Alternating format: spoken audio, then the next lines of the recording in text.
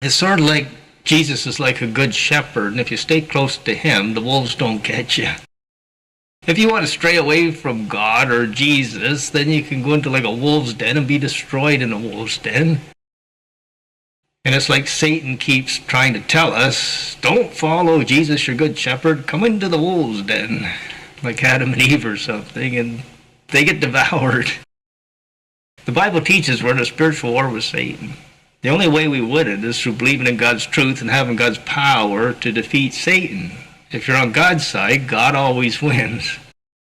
If you're on Satan's side, Satan always loses. So it looks like the church is just getting wickeder, the world's just getting more wickeder, more enslaved and slaughtered by Satan's world empire today, headed for an Antichrist tribulation experience in the future. But God's technology can help you through that. It's like you can be like a happy Daniel in a wicked slavery Babylon with God's help too. You can be like a happy Noah on the ark watching God drown all the wicked people around you. It doesn't have to bother you. God's saying, doesn't bother me, don't let it bother you. Jesus said, don't worry about anything. Your Father can supply what you need when you need it. You don't need the mark of the beast. You need a miraculous God to miraculously feed you and clothe you apart from your wicked government he's using to punish the wicked with.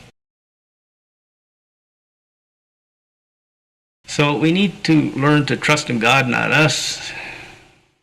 If we haven't learned to do that yet, we better start doing it fast. Because we're going to need his help to deal with these things. The only way to prepare for this stuff is to develop a good relationship with God, because you're going to need his help to deal with this stuff as it gets worse in the future.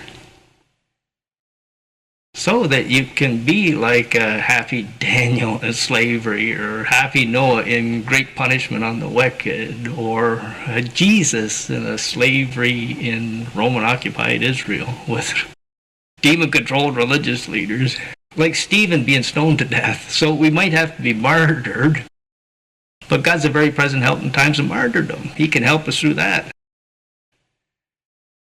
So we need to learn to trust in God's wisdom and God's muscles and God's money in a world that's trying to destroy us and take away our money and take away our strength. But God's greater than the wicked world. And God wins and Satan always loses. So we're being attacked, or they're trying to get us to believe in lies. It could be voice-to-skull technology through chemicals and Wi-Fi. It could be weakening us with bad food, water, air, medical drugs. But God's greater than all that. You got to have that hope that it's a very evil and suffering world. It's like my motto. I got to live in an evil and suffering slave world, but God can help me through it, bring good out of it for me, make me happy in it, help me not to be bothered by it.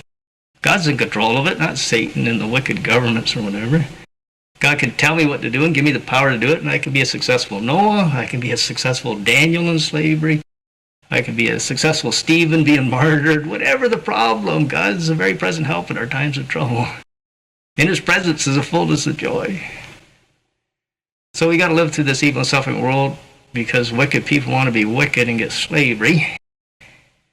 It's like God has the king's heart in his hand and he directs it wherever he wills. He's in control of the government.